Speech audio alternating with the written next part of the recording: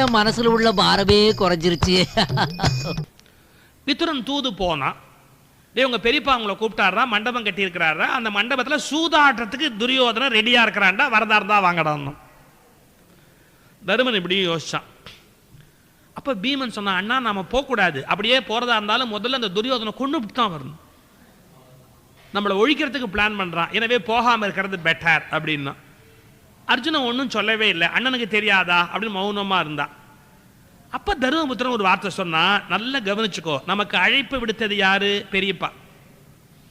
வந்து கூப்பிட்டது யாரு? சித்தப்பா, வித்துரன் சித்தப்பா. வர சொன்னவன் பெரியப்பா, பாண்டு கண்ணன் இல்லையா, வந்திருக்கிறவன் வித்துரன் சித்தப்பா. ஒரு பெரியப்பா கூப்பிட்டான்னு சித்தப்பா வந்து நாம போலேன்னா அப்புறம் பெரியவங்களுக்கு என்ன மரியாதை வச்சிருக்கிறோம்? வாங்க போலாம். அப்படி என்ன தர்மத்துக்கு விரோதமா என்ன நடந்துரும்? வாங்க போலாம். ஒன்றும் நடக்காது, போலாம் வாங்க. சரி, உன்னுடைய விருப்பம் அப்படின்னு சொல்லி தந்தையும் வரப்பணித்தான், சிறு தந்தையும் தூது வந்து அதை உரைத்தான். பீமனும் திகைத்து விட்டான். இள விஜயனை நோக்கி இங்கு இது சொல்வான். என்ன ஆச்சரியமா இருக்கு, மாமனும் மருமகனுமாய் நம்மை அழிக்கிறதுக்காக திட்டமிடுகிறார்கள். நெடுநாள் பகை கண்டாய். அவன் ரொம்ப நாள் பகையில இந்த காரியத்தை பண்றான், நாம போய் இல்ல சிக்கிக்கொள்ள கூடாது. இல்ல போலாம், நான் முடிவெடுத்துட்டே நாம் எல்லாம் போகிறோம் அப்படின்னா தருமன். அவர்கள் புறப்பட்டு போகிறார்கள். எல்லாம் தேர்ல ஏறி திரௌபதியும் அழைத்து கொண்டு அவர்களுக்கு பரிசுகள்லாம் கொடுக்கறதுக்கு பரிசுகள் எல்லாம் எடுத்துக்கொண்டு நேராக புறப்பட்டு அந்த அஸ்தினாபுரம் நகரம் போய் சேர்ந்தார்கள். இந்த பாண்டவர்களை அவர்கள் வரவேற்றார்கள். மண்டபத்தை எல்லாம் சுற்றி காட்டினார்கள். எல்லாம் முடிச்சதுக்கு அப்புறம் இந்த சபா மண்டபத்தில் ஒரு பகுதியில் சகுனி உட்கார்ந்துருக்கிறான், ஒரு நல்ல நடுநாயகமா. புன் தொழில் கவறு அதனில் இந்த புவிமிசை இணை இலை என்னும் புகழான் நன்றறியா சகுனி. நன்றறியா சகுனி நல்லதுன்னா என்னன்னு தெரியாது. நன்றறியா சகுனி சபை நடுவிலே ஏறு என கழித்திருந்தார், உட்கார்ந்துருக்கிறார். உங்களுக்கு தெரியும், இந்த கல்யாண வீட்டில எல்லாம் முகூர்த்தம் முடிஞ்சு சாப்பிட்ற வரைக்கும் என்ன பண்றதுன்னு தெரியாம பல பேர் சீட்டாடுவோம். முதல் நாளே மாப்பிள்ளை இழப்பு பொண்ணழப்பு ஏதாவது முடிஞ்சதுக்கு அப்புறம் ராத்திரி சாப்பாட்டுக்கு வரைக்கும் சீட்டாடலாம்னு சீட்டாட ஆரம்பிச்சு, மாப்பிள்ளை இழப்பு முடிஞ்சு சீட்டாட ஆரம்பிச்சு பல பேர் தாலி கட்டின வரைக்கும் எந்திரிக்க மாட்டான். காலைல குளிச்சிருக்க மாட்டான், டிஃபன் சாப்பிட்ருக்க மாட்டான், முகூர்த்தத்தில் போய் பார்த்துருக்க மாட்டான், சீட்டாடிட்டே உட்காந்துருப்பான். அந்த சீட்டுக்கு அவ்வளோ வலிமை உண்டு. சூதாட்டத்தை மாதிரி ஒருத்தனை இழுக்கக்கூடிய விஷயம் உலகத்தில் வேற எதுக்கும் கிடையாது. அது ஆட ஆட ஆட ஒரு வெறி, அது பேசாமல் ஆடிக்கிட்டே இருக்க தோணும். பல கல்யாண வீட்லயே கல்யாணத்துக்கு லிஸ்ட் போடுற போதே மஞ்சள் 50 கிராம், சீட்டு கட்டு 1. கல்யாண வீட்டில் லிஸ்ட் போடுற போது மஞ்சள் எழுதிட்டு அடுத்தாப்புல சீட்டு கட்டுன்னு எழுதிடுறான். என்ன அக்கறம், அதாவது ஜாலியாக பொழுது போகணுமா. இவன் சொல்றான், சாப்பாடு ஆகிறதுக்கு 1 மணி ஆகும்டா, சாப்பிட்றதுக்கு கொஞ்சம் லேட் ஆகும் இல்லையா, அது வரைக்கும் பொழுது போல வரியா சூதாடலாம்னு சகுனி கூப்பிட்டான். இந்த சூதாடவா அப்படின்னு சொன்ன உடனே தருமன் ஆரம்பிச்சான். தருமன் அங்கு இவை சொல்வான், ஐயா சதிகிர் சூதினுக்கு என்னை அழைத்தாய். பத்தியா, கடைசியில் அப்படி இப்படி கூப்பிட்டு என்னை சூதாடத்தானே நீங்க கூப்பிட்டுருக்கிற. பெருமை இங்கு இதில் உண்டோ, அற பெற்றி உண்டோ, மரப்பீடுள்ளதோ, இது சரியான காரியம் இல்லை, சூதாடுறது தப்பு, வேண்டாம், நம்ம சூதாட வேண்டாம், பேசிக்கொண்டு இருப்போம், பொழுது போட்டோம், அப்புறம் சாப்பிட்டுட்டு புறப்படுவோம். கலகல என சிரித்தான். பழிக்கவற்றையோர் சாத்திரம் என பயின்றான். பல பல மொழிகுவது ஏன், உன்னை பார்த்திபன் என்று எண்ணி அழைத்து விட்டேன். நீ ரொம்ப பெரியவன், உலகத்துக்கு ராஜா மகாராஜா, 5-10 செலவு பண்றதை பெருசா நினைக்க மாட்டேன்னு நினைச்சு உன்னை கூப்பிட்டேன். ஆனா நீ இவ்வளவு கஞ்ச பிசுனாரியா இருப்பேன்னு எனக்கு தெரியாது. இதை சொன்ன உடனே பாரத மண்டலத்தார் தங்கள் பதி ஒரு பிசுனன், பிசுனன் உங்களுக்கு தெரியும், கஞ்ச பிசுனார் என்று அறிவேனும். அப்படியெல்லாம் என்ன சொல்லாதே, நான் ஒன்றும் கஞ்சன்லாம் அர்த்தம் கிடையாது, சூது தவறு அப்படிங்கிறதுக்காக நான் வேண்டான்னு சொல்றேன். தோல் விலைக்கு பசுவினை கொல்லும் துட்டன் இவ்வுரை சூறுதல் கேட்டு. ஒரு தோல் விலைக்காக பசுவை கொல்லக்கூடிய மகாபாவி அந்த சகுனி, அவன் சொல்ற இந்த வார்த்தையை கேட்ட உடனே இது தவறுங்கிறதுக்காக சொல்றேன்டா, சூதாடினா இம்மை போயிடும், மறுமை போயிடும், புண்ணியம் போயிடும், சூதாட்டத்தால அழிந்த குடும்பங்கள் பல, அதனால வேண்டாம்னு நினைக்கிறேன் அப்படி இவன் சொல்லிக்கிட்டு இருக்கும் போதே கர்ணன் நினைச்சான், இதெல்லாம் சும்மா டகுல், நீ ஏதோ சாஸ்திரம் எல்லாம் பேசுற, அதெல்லாம் உண்மை கிடையாது, காசு போயிடுமேனு கவலைப்படுற, காசு மேல உனக்கு அவ்வளவு அபிமானம், உனக்கு பொழுது போறது பெருசா தெரியல, காசு பெருசா நினைக்கிற நீ, அதனால தான் ஆட மாட்டேங்கிற அப்படின்னு. உங்களுக்கு இந்த கல்லூரி மாணவர்கள்ட்ட ஒரு மென்டாலிட்டி உண்டு. எப்படின்னா, எவனையாவது உத வாங்கி வைக்கணும்னா அவனை வெறுப்பேற்றி உத வாங்கி வைப்பான். 2 பையன் பேசிக்கிட்டு இருப்பான், பஸ் ஸ்டாண்ட்ல யாரும் நின்றுகிட்டு இருப்பாரு. இவன் சொல்லுவான் ஒரு பையன்கிட்ட, டேய் இவனுக்கு தில்லு இல்லைன்றேன், இவனுக்கு தில்லு இல்லைன்றேன் அப்படிமா. இன்னொருத்தன் சொல்கிறான், என்ன மாப்பிள்ளை அப்படின்னு, மாப்பிள்ளைம்பா. அவன் உறவெல்லாம் வித்தியாசமாக இருக்கும். ஒருத்தன் சொல்லும், என்ன மாப்பிள்ளை நீ அப்படின்னு நினச்சிட்ட, மாப்பிள்ளைக்கு ரொம்ப தில்லு ஜாஸ்தின்னா. கிடையாதுன்ற, மாப்பிள்ளைக்கு தில்லு கிடையாது அப்படிங்கிற. ஏன் கிடையாதுங்கிற, அது அவங்க ஒரு வழுக்கத்தில் இருக்கிறார்ல. ஆமாம், அவர் தலையில் போய் இவன் தட்டுவாங்கிற, எவன் தலையவோ இவன் எதுக்கு தட்டணும், இப்படி மெதுவாக போட்டு கொடுப்பான். அந்த வழுக்க தலையை போய் இவன் தட்டுவாங்கிற அப்படின்னு. ஏன் மாப்பிள்ளை மனசு வச்சா எவன் தலையை வேணாலும் தட்டுவான். தட்ட மாட்டான், பெட்டு 10 ரூபா கட்டுற, என்ன சொல்ற, மாப்பிள்ளை தட்ட மாட்டான் அப்படிங்கிற. தட்டுவான், என்ன பெட்டு கட்டுற நீ. சம்பந்தம் இல்லாதவன் தலையை சம்பந்தம் இல்லாதவன் தட்டுறதுக்கு இவன் 2 பேரும் என்ன பெட்டு கட்டுறது.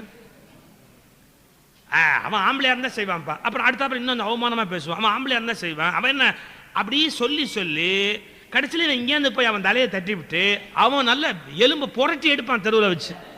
இவன் 2 பேரும் சத்தம் போடாமல் வந்துடுவான் அந்த பக்கமும். இது நீங்கள் பார்த்தீங்கன்னா பசங்களுக்கு இதெல்லாம் விளையாட்டு. எவனையும் எவங்கிட்டே அடி வாங்கி வச்சு இவன் ஜாலியாக வேடிக்கை பார்த்துட்டு உட்காந்துருப்பான். இது என்னன்னா வெறுப்பேற்றுறது அப்படின்னு. ஒரு விஷயத்துக்கு பணியாதவனை வெறுப்பேற்றி பணிய வைக்கிறது.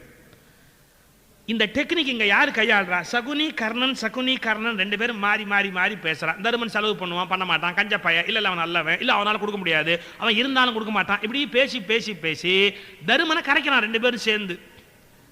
ஒரு எல்லையில் என்ன ஆகி போச்சு, கர்ணன் இப்படி பேசின உடனே யாருக்கு கோவம் வந்துருச்சு தெரியுமோ? அர்ஜுனுக்கு கோவம் வந்துருச்சு. என்ன நீ எங்கள் அண்ணனை மரியாதை இல்லாமல் பேசுகிறேன், நானும் வந்ததுலேருந்து பார்த்துக்கிட்டே இருக்கிறேன், எங்கள் அண்ணனை இவ்வளோ அசிங்கமாக பேசுறீங்க, உங்கள் எல்லார் தலையும் துண்டிச்சிருவேன், ஜாக்கிரதை, இப்போ என்ன பண்ணுவேன் தெரியுமான்னு கையில் இருக்கிற வில்லை தூக்கிட்டு கர்ணனை கொல்லுவேன்னு புறப்பட்டான். ஓ உனக்கு அவ்வளோ தைரியம் இருந்தால் என்னோட சண்டைக்கு வா அப்படின்னு கர்ணன் சண்டையை ஆரம்பிச்சான். டக்குன்னு தருமன் பார்த்தான், என்னடா இது, நம்ம இங்கே வந்ததே சண்டை வரக்கூடாதுன்னு பார்த்தா சண்டைக்கே இதுவே காரணமாக போச்சு. உடனே யாரும் எடுக்காத முடிவை தருமன் எடுத்தான். அர்ஜுனை பார்த்தான், பேசாமல் உட்காரு, நான் சூதாட போறேன்ட்டு. ஆடுறானா இல்லையான்னு தானே இந்த யுத்தமே வருது. அவன் நினைச்சான் ஒருத்தன் அடிச்சுக்கிட்டு ரத்தம் சொட்டுறதை விட ஒரு 10 காசு போனால் போயிட்டு போகுது, ஏதோ கொஞ்சம் ஆடிட்டு காசை விட்டுட்டு கூட இந்த இடத்த விட்டு எழுந்து போயிடலாம், ஏன் அனாவசியமாக பிரச்சனை பண்ணணும். அந்த எண்ணத்தில் முடிவெடுத்தான் தருமன். எப்படின்னா, சரி சரி நான் இப்போ சூதாடதான் முடிவு பண்ணிட்டேன், நம்ம இப்போ ஆடுவோம், அவ்வளோதானே. அப்பா அர்ஜுனா நீ போ, கர்ணா நீ போடா அந்த பக்கம்.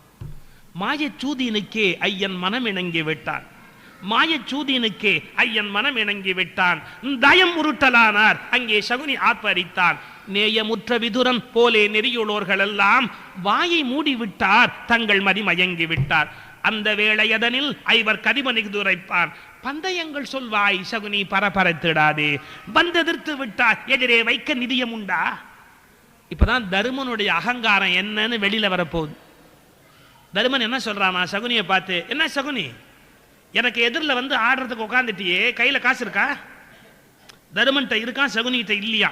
அது சொல்றான் பாருங்க, வந்து எதிர்த்து விட்டாய் எதிரே வைக்க நிதியம் உண்டா, பந்தயங்கள் சொல்வாய் சகுனி பரபரத்திடாது. ஆடு ஆடு ஆடுன்னு கூப்பிட்டியே, உங்கள்கிட்ட காசு இருக்கா? எங்கிட்ட இருக்கு. தருமன் சொல்றான், என்கிட்ட இருக்கு. நான் இதை வச்சு தான் சொன்னேன், என்னன்னா தருமன் நாம் எதிர்பார்க்கிற அளவுக்கு உத்தமன் அல்ல. அவன் மனசுலையும் சூதாடணும்னு ஆசை உண்டு, அவன் மனசுலையும் காசு தங்கிட்ட இருக்குங்கிற கர்வம் உண்டு, அவன் மனசிலும் சராசரியான ஆசா பாசங்கள் உண்டு.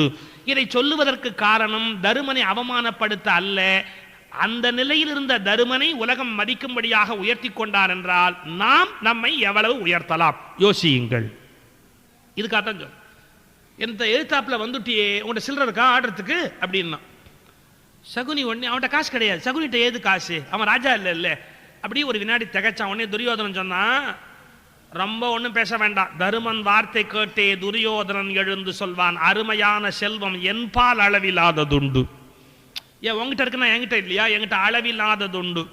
1 மடங்கு வைத்தால் எதிரே 9 வைப்பேன். நீ ஒரு தங்க காசு வச்சா நான் 9 காசு வைக்கிறேன். நீ ஜெயிச்சா நீ 9 எடுத்துக்கோ, நான் ஜெயிச்சா 1 எடுத்துக்கிறேன். 1 மடங்கு வைத்தால் எதிரே 9 வைப்பேன். பெருமை சொல்ல வேண்டாம் ஐயா, பின் நடக்கும் என்றான். ஆடு. டக்குன்னு தருமன் சொன்னான், நல்லா இருக்குப்பா, ஒருவனாட பணயம் வேறு ஒருவன் வைப்பதுண்டா? இங்க ஒருத்தன் ஆடுவானா, அவனுக்கு காசு இன்னொருத்தன் வைப்பானா? இது என்ன சூதாட்டம்? இது ஒருவனாட பணயம் வேறே ஒருவன் வைப்பதுண்டா? தர்மமாகுமோடா சொல்வாய் தம்பி இந்த வார்த்தை. டக்குன்னு உடனே துரியோதனன் சொன்னான், மாமனாட பணயம் இங்கு மருகன் வைக்கோனாதான். மாமன் ஆடுறான், அவனுக்கு மருமகன் வைக்கிறான் காசு, இது பெரிய விஷயமா? வைக்கக்கூடாதா? மாமனாட பணயம் இங்கு மருகன் வைக்கோனாதா? இதில் வந்த குற்றம் என்ன? பெருசா குற்றம் பேசுறியே, பொழுதுபோக்குதற்கே சூது போர் தொடங்குகின்றோம், அழுதல் ஏன் இதற்கே என்று அங்கர் கோன் நகைத்தான். எல்லாம் சிரிக்கிறான். சரி சரி சரி சரி ரைட். தருமன் ஒரு மாலையை கழட்டி வச்சான். ஒளி சிறந்த மணியின் மாலை ஒன்றை அங்கு வைத்தான். ஒரு மாலையை கழட்டி வச்சான். ஒளி சிறந்த மணியின் மாலை ஒன்றை அங்கு வைத்தான். களி மிகுந்த பகைவன் எதிரே கனதனங்கள் சொன்னான். அத மாதிரி 9 டைம்ஸ் வரிசையா சொன்னான். அப்புறம் தயம் உருட்டலானார், அதிலே சகுனி வென்று விட்டான். ஏன் அது எப்படி போட்டின்னு கேட்டா, போடு 8 அப்படின்னா அவன் 8 போட்டா அவனுக்கு சொந்தம், 8 போடல தான் இவனுக்கு தாயக்கட்டை மறுபடியும் மாறி வரும். அவன் தப்பா போட்டுட்டானா தாயக்கட்டை இவனுக்கு வரும், இவன் போட்டு அதை எடுத்துக்கலாம். ஆனா என்னன்னா என்ன சொல்றானோ சகுனி அது அந்த காய் போடுது. அதுதான் ஒரு பூர்வ கதை சொல்லுவான். அது அவங்க சகோதரருடைய எலும்புல செய்யப்பட்ட தாயக்கட்டை அப்படின்னு. இது பாரத கதைக்குள்ள வரல, கிளைக்கதையில வருது. ஆனா அந்த அந்த தாயக்கட்டை அவன் என்ன சொல்றானோ அதை போடும். போடு 8 அப்படின்னா 8 போடும், போடு 4னா 4 போடும். அவன் கேட்பான் என்ன போடணும்னு, எதிரி சொல்லுவான், அதை உருட்டுவான் கரெக்டா, அதே மாதிரி போட்டு ஜெயிச்சுக்கிட்டே போவான் சகுனி. தாயம் உருட்டலானார், அதிலே சகுனி வென்று விட்டார். எப்படி ஒன்னொன்னா நீரை உண்ட மேகம் போலே நிற்கும் ஆயிரங்கள் வாரணங்கள் யானைகளை பணையமா வச்சான். தாயம் உருட்டலானார், அதிலே சகுனி வென்று விட்டான். மாடிழந்து விட்டான் தருமன் மந்தை மந்தையாக, ஆடிழந்து விட்டான் தருமன் ஆளிழந்து விட்டான். இவன் மாடு இழந்தானா ஆடு இழந்தானா? சகுனி எதிரில் உட்கார்ந்துருக்கான். அவன் என்ன இழந்தான்னா பீடிழந்த சகுனி அங்கு பின்னும் சொல்லுகின்றான். பீடுனா பெருமை. அந்த பெருமையை இழந்துட்ட சகுனி இன்னும் சொல்றானா, நாடு இழக்கவில்லை தருமா நாட்டை வைத்திடன்றான். ஏண்டா உங்ககிட்ட நாடு இருக்குடா, நாட்டை வச்சு ஆட, நாட்டை வச்சு ஆட டெம்ப் பண்றான், நாட்டை வச்சு ஆடு. இந்த நாட்டை வைக்கிற போது ரொம்ப வருந்துகிறான் மகாகவி பாரதி. கோபம் வருது பாரதிக்கு, என்ன இப்படி அயோக்கியத்தனமா நாட்டை பணயம்னு வச்சு ஆடுறானே, இது நல்லதா அப்படின்னு அவங்க கோபம் வருது. விதுரனை போன்ற ஞானிகள் எழுந்து தப்பு அப்படின்லாம் சொல்றாங்க. அந்த விதுரனை வாய் அடைச்சுட்டான் துரியோதன். மூடு வாய, நீ என்ன பேசுற அப்படின்னு. அப்ப வேற வழி இல்லை, தாயம் உருட்டி நாட்ட பணயம்னு வைக்க போறான் தருமன். அப்போ பாரதிக்கு கோபம் ஒரு வார்த்தை சொன்னான். கோயில் பூஜை செய்வோர் சிலையை கொண்டு விற்றல் போலும், வாயில் காத்து நிற்போர் வீட்டை வைத்திழத்தல் போலும், ஆயிரங்களான நீதி அவை உணர்ந்த தருமன் தேயம் வைத்து இழந்தான், சிச்சி சிறியர் செய்கை செய்தான். இந்த இடத்துல பாரதி சொல்லுகிற பொலிட்டிக்கல் பிலாசபி இருக்கே, இன்னைய வரைக்கும் இந்தியர்களுக்கு புரியலிங்க. நம்மை ஆளுகிறவர்கள் யார்? இப்ப நம்ம தேர்ந்தெடுக்கிறோம், அரசாங்கத்துல பிரதமர் முதல்வர் எல்லாரையும் தேர்ந்தெடுத்து நம்ம அனுப்புறோம், எம்பி எம்எல்ஏ எல்லாரையும் தேர்ந்தெடுத்து அனுப்புறோம். ஜனநாயக நாட்டில் நம்ம ஆட்சிக்குன்னு தேர்ந்தெடுத்துறவங்க அனுப்புறோமே, அவங்க யாருன்னா நம்ம ஜனங்கள்லாம் என்ன சொல்றாங்க தெரியுமா, அவங்களாம் எங்க தலைவர்கள் அப்படின்னு. பாரதி தான் முதல்ல மாற்றி சொன்னா, அவர்கள் நம்முடைய வேலைக்காரர்கள். என்னைக்கு ஜனநாயகம் உண்மையான ஜனநாயகமா இருக்கும்னு சொன்னா, அரசியல் தலைவர்களை கடவுளாக நினைக்கிற மனோபாவம் மாறி நம்முடைய வேலைக்காரர்களாக நினைக்கிற மனோபாவம் என்றைக்கு இந்தியர்களுக்கு வருமோ அன்றைக்கு தான் ஜனநாயகத்துக்கு நாம லாய்க். நாம் என்ன பண்றோம், அவங்க காலில் விழுந்துகிட்டு இருக்கிறோம். உண்மையில அவங்க அங்க உட்காத்தி வச்ச நம்ம காலில் அவங்க விழணும். நீங்க ஒரு வினாடி யோசிச்சு பாருங்க, நாம ஓட்டு போட்டு உட்காத்தி வைக்கலன்னா அவங்க இருக்க வேண்டிய இடம் என்ன? நாம ஓட்டு போட்டு ஒருத்தர் உட்காத்தி வைக்கலன்னா அவங்க இருக்க வேண்டிய இடம் என்ன? அப்ப நாள்தோறும் நம்ம காலில் அவங்க விழணுமா, அவங்க காலில் நாம விழறதா? இன்னும் ஜனநாயகத்தினுடைய அறிவே மக்களுக்கு வரலையே. நம்மால அவங்க மேல வர்றாங்க, நம்மால பதவி அனுபவிக்கிறாங்க, நம்மால அவங்க வாழ்க்கையில உயர்ந்த இடத்துக்கு வர்றாங்க. அவர்கள் நம்முடைய வேலைக்காரர்கள், நம்முடைய வாட்ச்மேன். இந்த எண்ணம் வந்தா தான் ஜனநாயகம் வெற்றி பெற முடியும். பாரதி சொல்றான் பாருங்க, கோயில் பூஜை செய்வோர் சிலையை கொண்டு விற்றல் போலும். கோயிலுக்கு ஒரு ஆளை போட்டு பூஜை பார்த்துங்க அப்படின்னா, ஒரு 2 மாசம் கழிச்சு வந்து பார்த்தா சிலையை காணும். என்னன்னா கூட்டமே வர்றது இல்லைங்க, வித்து விட்டாங்க. இது வேற என்னத்துக்கு அனாவசியமா இதுங்க வச்சுக்கிட்டு, நான் தான் உனக்கு விற்கிறதுக்கு என்ன ரைட் இருக்கு? ஊட்டியில் ஒரு பங்களா வச்சிருக்கிறோம். ஊட்டி பங்களாக்கு நம்ம எப்போ போவோம்? மார்ச், ஏப்ரல், மே 3 மாசம் வெயில்ல தான் போவோம். ஒரு வருஷம் சமயத்தில் போக முடியாமே போயிடும். ஏன்? நமக்கு வேற வேலை வந்துடும் மெட்ராஸில். அந்த ஏப்ரல், மே 2 மாசம் போக முடியாமே போயிடும். ஊட்டி பங்களாக்கு போகவே மாட்டோம். ஒரு வருஷம் நம்ம போகாமையே விட்டுவிட்டு அடுத்த வருஷம் மறுபடியும் ஏப்ரல்ல மேலே போகலாம் அப்படின்னு போய் பார்த்தா அந்த பங்களால எவனோ சமைச்சு சாப்பிட்டுக்கிட்டு இருக்கிறான். என்னங்கடா நீங்களாம் யாருடா அப்படின்னா, புதுசா இந்த பங்களாவை நாங்க தாங்க வாங்கணும். எப்படிடா வாங்குவீங்க? பத்திரம் எம்பேர்ல இருக்கு, நீங்க எப்படிடா வாங்குவீங்க? அந்த வாட்ச்மேன் தாங்க வித்துட்டாரு அப்படின்னா, வாட்ச்மேனுக்கு அதை விற்கிறதுக்கு யார் ரைட் கொடுத்தா? எப்படி எழுதுறான் பாருங்க பாரதி, வாயில் காத்து நிற்போர் வாட்ச்மேன், வாயில் காத்து நிற்போர் வீட்டை வைத்து இழத்தல் போலும். இப்ப நான் என்ன சொல்றேன் நீங்க மனசுல வாங்கியிருக்கலாம். 5 ஆண்டுகளுக்கு ஒரு முறை குலுக்கல் சீட்டில் ஜெயித்து வருவது போல் வருகிற நம்முடைய அரசியல் தலைவர்கள் தேசத்தை இன்றைக்கு கூச்சமில்லாமல் விற்று கொண்டிருக்கிறார். தேசத்தை அடகு வைக்கிறார்கள், கோடி கோடியா கடன் ஆக்குகிறார்கள். 6 மாசம் இந்த ஊர்ல பிரதம மந்திரியா இருந்த ஒருத்தர், 6 மாசம் இந்தியாவில் பிரதம மந்திரியா இருந்தவர் 6000 கோடி கடன் வாங்கியிருக்கார். தெரியுமா இந்தியா பேர்ல? 6 மாசம் இந்தியாவுடைய பிரதமரா இருந்த ஒருத்தர் 6000 கோடி கடன் வாங்கிட்டார் இந்தியா பேர்ல. யார் அடைக்கிறது? அவன் ஜௌரியத்துக்கு வாங்கிட்டு அவன் பாட்டுக்கு போய் பண்ண வீட்டில் சௌக்கியமா உட்காந்துட்டான். ஆனா இந்தியாவில் எவ்வளவு பேர் கஷ்டப்படுறோன்னு தெரியுமா? தெரியாது. நம்ம மக்களுக்கு அது எதுவுமே தெரியாது. ஒரு வாட்ச்மேன் வீட்டை வித்துட்ட மாதிரி, கோயில் பூஜை பண்றவன் சிலையை வித்துட்ட மாதிரி நம்மை ஆள வந்தவர்கள் தேசத்தை விற்று விட்டார். அந்த ஏன்னா மக்களுக்கு என்ன உணர்வு வரல. அவன் நம்ம வாட்ச்மேன்ங்கிற எண்ணமே நமக்கு வரல. அவன் என்னமோ நமக்கு கண்கண்ட கடவுள் மாதிரி மக்கள் நினைச்சிட்டு இருக்கிறான். அந்த உண்மையான ஜனநாயகம்னா என்னன்னு பாரதி சொல்றான். கோயில் பூஜை செய்வோர் சிலையை கொண்டு விற்றல் போலும், வாயில் காத்து நிற்போர் வீட்டை வைத்து இழத்தல் போலும், ஆயிரங்களான நீதி அவை உணர்ந்த தருமன் தேயம் வைத்து இழந்தான், சீச்சி சிறியர் செய்கை செய்தான். பாரதி திட்டுறான், சி அல்பப்பாய இந்த தருமன் அப்படின்னு திட்டுறான்.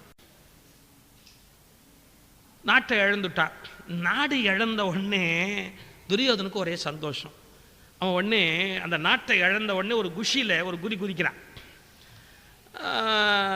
அளவு கடந்த மகிழ்ச்சியோட ஒரு சந்தோஷத்தில் துரியோதனன் ஒரு தடவை குதிச்ச உடனே சகுனி மெதுவாக பேசுகிறான். என்ன என்ன என்ன இது ஒரு பெரிய விஷயம் மாதிரி பேசுகிற, அண்ணன் தம்பிக்குள்ள சூதாடுறோம், ஏதோ 1-2 போகும் வரும், இது ஒரு பெரிய விஷயம் மாதிரி பேசுறியே, இன்னும் நாட்டை இழந்துட்டா என்ன? பாண்டவர்கள் இன்னும் அவர்கள் பாஞ்சாலியை இழக்கவில்லை, அவசரப்பட்ட காரியத்தை கெடுத்துறாதே அப்படின்னு துரியோதனுக்கு இன்டைரக்டா அறிவுரை சொல்றான்.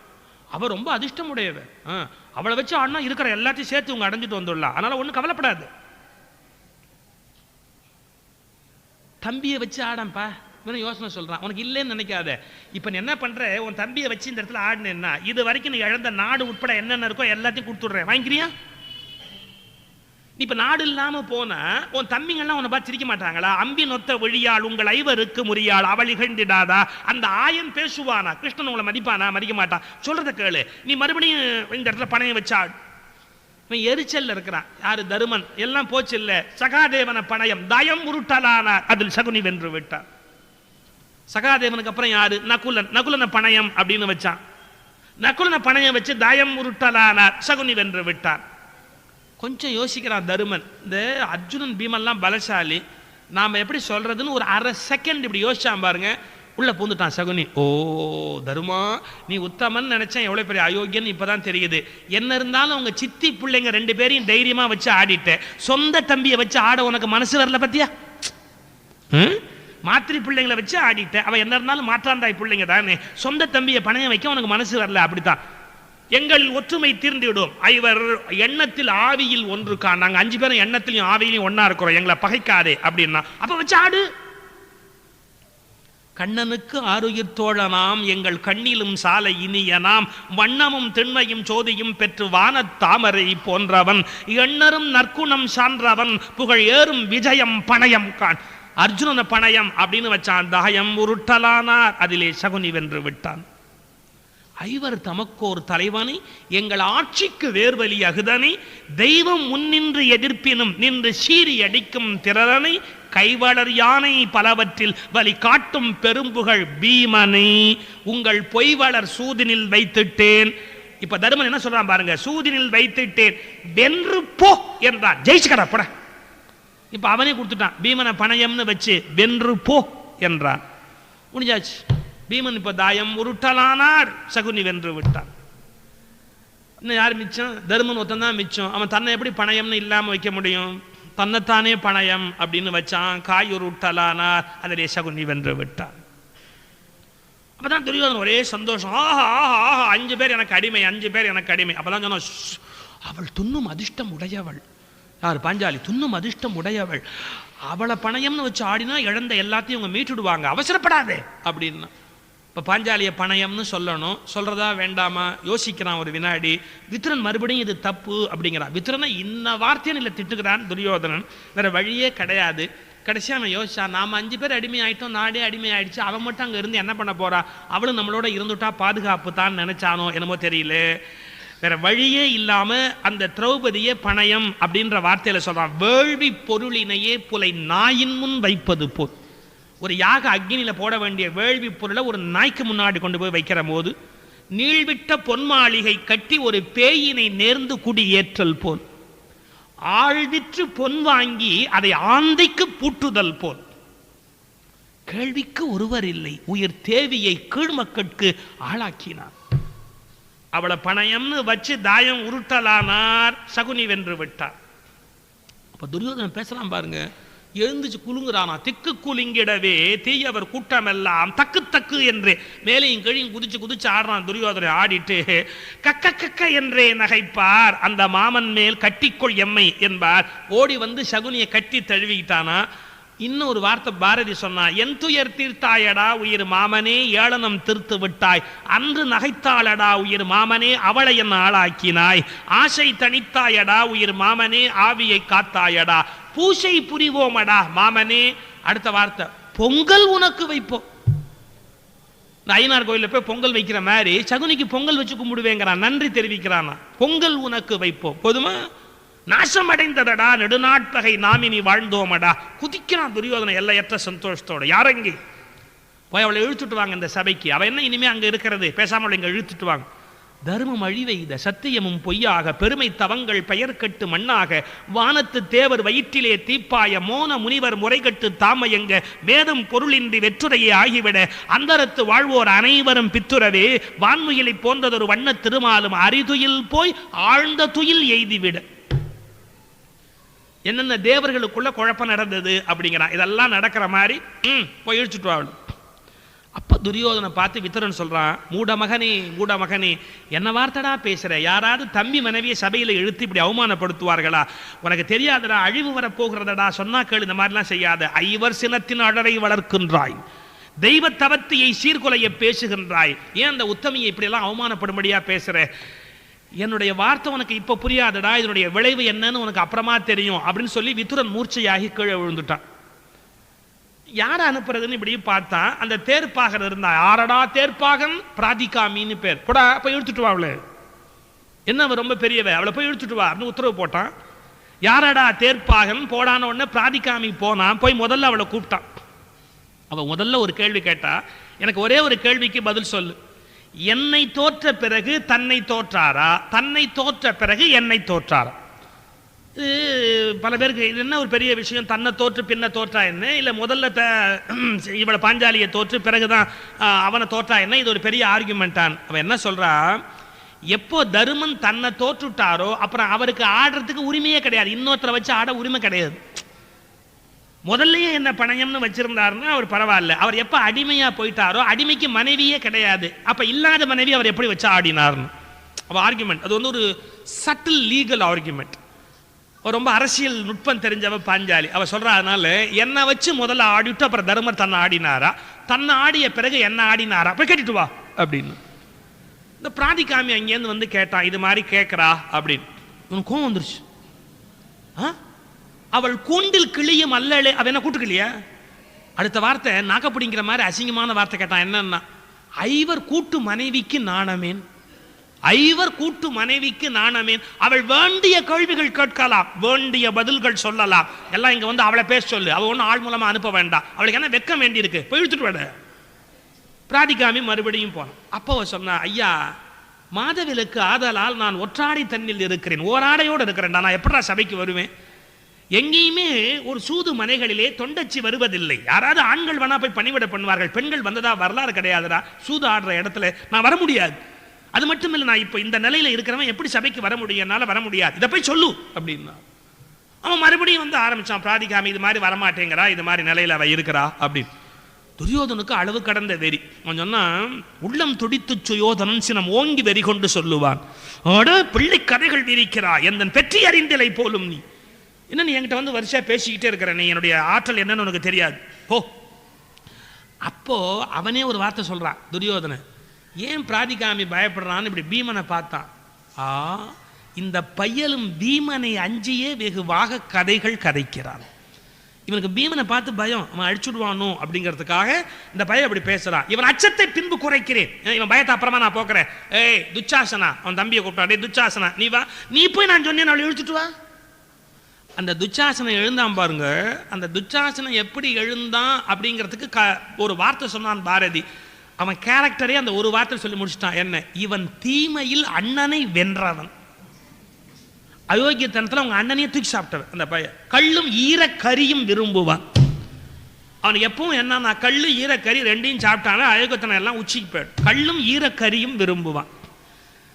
நான் இந்த இடத்துல ஒன்று சொல்கிறேன், யாரும் வருத்தப்படாதீங்க. சாப்பிடுகிற உணவுக்கும் நம்முடைய குணங்களுக்கும் பண்புகளுக்கும் தொடர்பு இருக்கு. அண்மையில் கூட ஒரு கிரிமினல் கேஸ் நீங்கள் ரிப்போர்ட் ஆச்சு பேப்பரில். ஏன்னா நான் சொந்த மகளையே தப்பாக நடந்துட்டான் அவர் அப்பா. சொந்த மகள் இடத்துல அவனை மனைவி வெட்டி புதைச்சுட்டான். பேப்பரில் வந்த ரிப்போர்ட் நீங்கள் படிச்சிருப்பீங்க. சொந்த மகள் கிட்ட அப்பா தப்பாக நடந்துட்டான், அதனால் அந்த மனைவி வெட்டி புதைச்சுட்டான், கணவனை புதைச்சுட்டான்.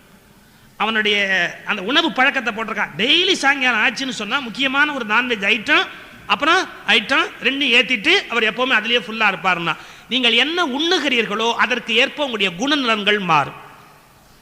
அதனால தான் சொல்கிறான், நல்ல உணவா, சாத்வீகமான உணவா, கொலை உணர்ச்சி, அதீத காமம் அதை தூண்டுகிற உணவுகளை சாப்பிடக்கூடாது.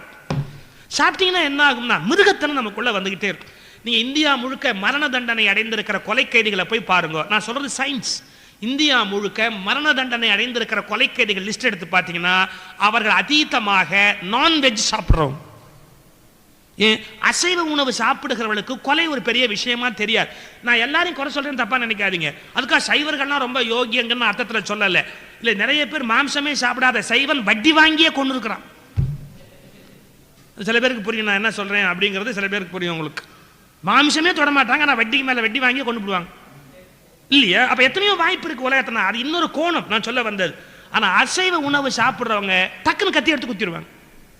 ஏன்? ரத்தம் மாம்சம் ஒரு பெரிய விஷயம் அல்ல. இன்னைக்கு உலகத்துல மலிந்திருக்கிற போர், வன்முறை, உலகம் முழுக்க இருக்கிற வன்முறை, போருக்கு என்ன காரணம் அப்படின்னா பெரிய விஷயம் அசைவ உணவும் மது வகைகள். அசைவ உணவு மது வகைகள்லேருந்து வெளியே வந்துட்டா உலகம் அமைதி பூங்காவாக மாறும். நீங்கன்னா அப்புறம் யோசிச்சுப்பார். இந்த பாரதி நினைச்சு சொன்னானா நினைக்காம சொன்னானா தெரியல, அந்த துச்சாசனை இன்ட்ரடியூஸ் பண்றான். இவன் அயோக்கிய பைய, தீமையில் அண்ணனை வென்றவன். அவன் சாப்பாடு என்ன? கள்ளும் ஈர கரியும் விரும்புவான். ரைட். எந்திச்சான் துச்சாசன நேரா போன. தாயத்திலே விலைப்பட்ட தாதினி, என்னடி சூதாட்டத்தில் விலைப்பட்ட ஒரு விலைக்காரி, உனக்கு என்ன இவ்வளவு திமிரு வேண்டி இருக்கு? வான்னு சொன்னா வர வேண்டியதுதானே. நான் அப்புறம் என்னன்னு உன்னை கேட்கிறேன் பார். ஆடி விலைப்பட்ட தாதினி, உன்னை ஆள்பவன் அண்ணன் சுயோதானன், மன்னர் கூடி இருக்கும் சபையிலே உன்னை கூட்டி வருகென்று சொன்னான். பாகன் வந்து கூப்பிட்டப்போ வரலையாமே நீ? அப்போ மறுபடியும் சொன்ன, அச்சாக்கள், டே கொஞ்சம் காது கொடுத்து கேளுடா, அச்சாக்கள், மாத விலக்கு ஆதலால் ஓராடை தண்ணில் இருக்கின்றேன். தார்வேந்தர் பொற்சபை முன் என்னை அழைத்தல் இயல்பில்லை, நான் வரது மரபு இல்லடா, இது நியாயம் இல்லடா, அதனால தான் நான் வரமாட்டேன் அப்படின்னு சொன்னான். கக்கக்க என்று கனைத்து கூந்தலினை பக்கத்தில் வந்து பாஞ்சாலி கூந்தலினை கையினால் பற்றி கரகரன எனத்தான் இழுத்தான். அவ இவ்வளவு சொல்ல சொல்ல கேட்கவே இல்லை. நேரா போனா கூந்தல் அப்படி இடிக்க கையில பிடிச்சான். பேசாம என்ன நீங்க பேசிக்கிட்டு இருக்கிற? ஐயோகோ என்றே அலறி உணர்வற்று பாண்டவர்தம் தேவியவள் பாதி உயிர் கொண்டுவர். அவளுக்கு பாதி உயிர் போயிடுச்சு. அவ கூந்தலை பற்றி அப்படியே தெருவில் தர தர தர தர எழுத்துக்கிட்டே வரான் துச்சாசன். அப்போ நாட்டு மக்கள்லாம் இந்த அநீதியை கண்டு பொங்கி அழணுமா இல்லையா? அக்கிரமத்தை கண்டு நாட்டு மக்கள் கொதிக்கணுமா இல்லையா? அந்த நாட்டு மக்கள்லாம் தத்துவம் பேசினாங்களாம். என்ன கொடுமை இது! ஓ எவ்வளோ கொடுமையா இருக்கு, கொடுமை ரொம்ப ஜாஸ்தியா இருக்கு, என்ன கொடுமை இது என்று பார்த்திருந்தார். பாரதிக்கு ரொம்ப கோபம் வந்துருச்சு. ஊரவர்தம் கீழ்மை உரைக்கும் தரமாமோ வீரமிலா நாய்கள், வீரமிலா நாய்கள், விலங்காம் இளவரசன் தன்னை மிதித்து தராதலத்தில் போக்கிய பொன்னை அவளந்த புறத்திற் சேர்க்காமல் நெட்டை மரங்கள் என நின்று புலம்புகிறார். பெட்டை புலம்பல் பிறருக்கு பயனாமோ? எல்லாம் பொம்பளை மாதிரி உட்காந்து அழுதுகிட்டு இருக்கிறானே, பெட்டை புலம்பல் பிறருக்கு பயனாமோ? ஏன் இப்படி மக்கள் இருக்கிறார்கள்? ஏன் இவங்க கொதிச்சு அழல? பாரதி கேட்டான். சபையில கொண்டு வந்து அப்படி ஒரு தள்ளு தள்ளினா துச்சாசனு. அவன் முதல்ல எல்லாரையும் பார்த்து நீதி கேட்டார். இது என்ன நியாயம்? ஒரு பெண்ணுக்கு இப்படி ஒரு சபையில் அவமானம் பண்ணுகிறீர்கள், இது என்ன நியாயத்தோடு சேர்ந்தது? அவ பீஷ்மரை பார்த்து கேட்டா, இப்படி என்ன பணயம்னு வச்சு ஆடுறதுக்கு தருமனுக்கு உரிமை இருக்கா? எப்படி என்ன பணயம்னு வச்சு ஆடலாம்? நான் யாரு? துருபதன் கன்னி, அப்படிப்பட்ட என்ன பணயம்னு வச்சு எப்படி ஆடலாம்? அதுக்கு உரிமை இருக்கா? அப்ப பீஷ்மர் பேசாமையாவது இருந்திருக்கலாம். அவர் அப்பதான் சட்டம் ஈபி கோலா எடுத்து பேச ஆரம்பிச்சார். என்னன்னா, இல்ல நீ சொல்றதெல்லாம் கரெக்டு, அது வேத காலத்துல பெண்களுக்கு அப்படி ஒரு மரியாதை இருந்தது, அப்புறம் காலம் கெட்டு போச்சு, இப்ப கணவனுடைய உடைமை பொருளாக மனைவி கருதப்படுகிற காலம், அதனால விற்கலாம் வாங்கலாம் அடகு வைக்கலாம், இதெல்லாம் கணவனுக்கு ரைட் இருக்கு. யார்? பீஷ்மர். அவர் சட்டத்தை மேற்கோள் காட்டிக்கிட்டு இருக்கிறார். அப்போ இந்த சட்டப்படி செல்லும், நான் என்ன பண்ண முடியும்? சட்டம் அப்படி இருக்கு. அந்த சட்டம் அப்படி இருக்குன்னு சொன்ன உடனே பீஷ்மரை செவிட்டில் அறையிற மாதிரி சொன்னா பாருங்க பாஞ்சாலி ஒரு வார்த்தை. ஆமாமா, பெரிய சட்டம். பேய் அரசு செய்தால் பிணம் தின்னும் சாத்திரங்கள். பேய் அரசு பண்ணிட்டு இருந்தா சாஸ்திரம் எல்லாம் பணம் தான் தின்னுகிட்டு உட்காந்துருக்கும். பேய் அரசு செய்தால் பிணம் தின்னும் சாத்திரங்கள். இது என்ன தர்மத்தோட சேர்ந்தது? ஒன்றும் யாரும் கேட்க மாட்டேங்கிறாங்க. நீதி எல்லாம் ஒன்றும் கேட்கல. இப்போ முதல்ல பீஷ்மர்ட்ட சொல்லி பார்த்தா, திருதராஷ்டிரன்ட்ட சொல்லி பார்த்தா, 5 கணவன்மாரை பார்த்து கேட்கறா, ஐயோஹோ 5 பேர் எனக்கு கணவனா இருந்து எனக்கு இப்படி ஒரு அவமானம் நடக்குது, நீங்க யாராவது இதை பார்க்க கூடாதா அப்படின்னு கேட்கறா. அவன் 5 பேரும் தலையிட முடியல. அவ ஆடை குலை உற்று நிற்கிறாள், அவளா என்று அழுது துடிக்கிறாள். இந்த பீடையை நோக்கினன் பீமனும் கரை மீறி எழுந்தது வெஞ்சினம். மைக்குடல் பற்றி இழுக்கிறான், அந்த பீடையை நோக்கினான் பீமனும் கரை மீறி எழுந்தது வெஞ்சினம். பீமனுக்கு மட்டும் பொறுக்க முடியல, கோவம் வந்துருச்சு. அவன் இப்படியே தருமனை பார்த்தான். அண்ணே, சூதர் மனைகளிலே அண்ணே தொண்டு மகளிர் உண்டு, சூதிர் பணயம் என்று அங்கு ஒரு தொண்டச்சி போவதில்லை. ஏது கருதி வைத்தாய் அண்ணே? யாரை பணயம் வைத்தாய்? நீ இவ்வளவு பணயம்னு வச்சு உனக்கு ரைட் இருக்கா? உண்மையில அந்த அந்த பாஞ்சாலியை ஜெயிச்சுட்டு வந்தவன் யாரு? அர்ஜுனன் தானே ஜெயிச்சுட்டு வந்தவன். அவனாவது பணயம்னு வைக்கலாம், அவனுக்கு ரைட் இருக்கு. இவனுக்கு என்ன இருக்கு ரைட்டு? அவன் கேட்கிறான், ஏது கருதி வைத்தாய் அண்ணே? யாரை பணயம் வைத்தாய்? மாதர் குல விளக்கை அன்பே வாய்ந்த வடிவழகை, துருபதன் மகளை திட்ட தூய்மன் உடன்பிறப்பை இரு பகட என்றாய், ஐயோ இவர்க்கு அடிமை என்றாய், நாட்டையெல்லாம் தொலைத்தாய் அண்ணே நாங்கள் பொறுத்திருந்தோம். நீ நாட்டை வச்சு ஆடுனே, நாங்க ஏன்னு கேட்டோமா? நாட்டையெல்லாம் தொலைத்தாய் அண்ணே நாங்கள் பொறுத்திருந்தோம், மீட்டும் எமையடிமை செய்தாய் மேலும் பொறுத்திருந்தோம். எங்கள் அடிமை என்ன, அப்ப கூட நாங்க பொறுமையா இருந்தோம். ஆனா துருபதன் மகளை திட்ட தூய்மன் உடன்பிறப்பை இரு பகடை என்றாய், ஐயோ இவர்க்கு அடிமை என்றாய், இது பொறுப்பதில்லை, இது பொறுப்பதில்லை. பீமனு கோவம் வந்துருச்சு. அவன் தருமனா இருந்தானே யாரா இருந்தானே, இது பொறுப்பதில்லை, இது பொறுப்பதில்லை. இப்படி திரும்பி சகாதேவனை பார்த்தா, இது பொறுப்பதில்லை தம்பி, எரிதடல் கொண்டு வா, கதிரை வைத்து இழந்தான் அண்ணன் கையை எரித்துடும். தருமன் கையில தீ வச்சு கொளுத்துங்கடா, எப்படா சூதாடலாம்? இது பொறுப்பதில்லை தம்பி, எரிதடல் கொண்டு வா, கதிரை வைத்து இழந்தான் அண்ணன் கையை எரித்துடும். அப்போ தருமன் ஒன்னும் பேசல. அர்ஜுனன் தான் முந்தனா பீமனுடைய கையை பிடிச்சா. மனமறிய சொன்னாயோ பீமா, நம்ம அண்ணனை எரிக்கலான்ற வார்த்தை உன் வாயிலேருந்து வரலாமாடா? தர்மத்தின் வாழ்வுதனை சூது கப்பும். இது ஒரு இடைவெளியில் ஏற்பட்டுட்ட ஒரு வகையான மறைப்புடா. நாம தர்மத்தினுடைய வழியில போயிட்டு இருந்தோம், நமக்கு ஒரு விபத்து நடந்துருச்சு. இந்த நேரத்தில் நம்முடைய ஒற்றுமையை நம்ம இழக்கலாமா? நம்ம ஒருத்தர் பகை பாராட்டலாமா? நீ யோசிக்க வேண்டாமா? மனமறிய சொன்னாயோ பீமா, தர்மத்தின் வாழ்வுதனை சூது கவ்வும், தர்மம் மறுபடியும் வெல்லும். இந்த இயற்கை மருமத்தை நம்மாலே உலகம் காண். நம்ம மூலமா தர்மத்தின் வெற்றியை உலகத்துக்கு காட்டுறதுக்கு இங்க இந்த நாடகம் மாதிரி நடக்குது. மறுபடியும் தர்மம் வெல்லும். தனுவுண்டு காண்டீபம் அதன் பெயர். கட்டுண்டோம் பொறுத்திருப்போம் காலம் மாறும், கட்டுண்டோம் பொறுத்திருப்போம் காலம் மாறும்.